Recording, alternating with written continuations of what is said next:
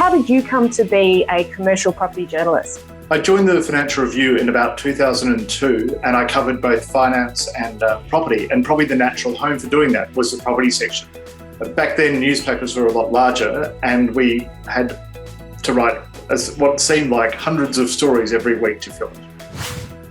And how big is the commercial real estate team at The Australian?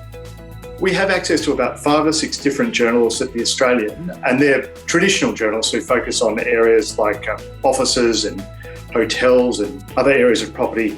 But in addition to that, we have access to the REA team, which includes a number of economists and analysts as well, and we make heavy use of them to provide insights for readers.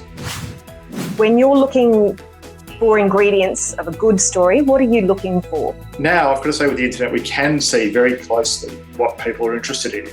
Often they're interested in personality, something they can relate to, something that piques your interest. And it could be something as simple as the opening of a new outlet, so at a shopping centre or something. So I'd say to people who might be thinking about this is don't be deterred by the size of what you're doing if it's interesting. And do you have any advice about the things that they should supply to you? Should they be supplying a media kit or imagery, or how can they help you tell a story? Some of that stuff seems like a lot of work, but I always find it's worthwhile just to have anyway, because you never know, even if you didn't do it on day 1, you could pick it up on day 3 or day whatever it might be, or even day 100 actually. And so even though it can be a bit of work to prepare that kind of thing, and even though it might appear to have initially flopped, it always comes back.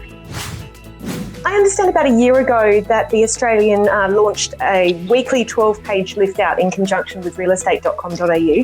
What prompted that move? I think the two companies had always sort of worked together anyway, and there was obviously a lot of sharing between them in any case. But I think they probably just wanted to formalise what they were producing. With all your experience in commercial real estate reporting, do you have any big hit predictions of the big stories that will come out of commercial real estate in the coming 12 months? Look, I think we'll probably see at least one big property merger. You tend to see one each year, and the seemingly endless rise of new bits of property, be it healthcare and childcare and things like that. It's something that we can all access. You know, there's plenty of small properties and syndicates and all that kind of thing that really mean that it's worth keeping up with.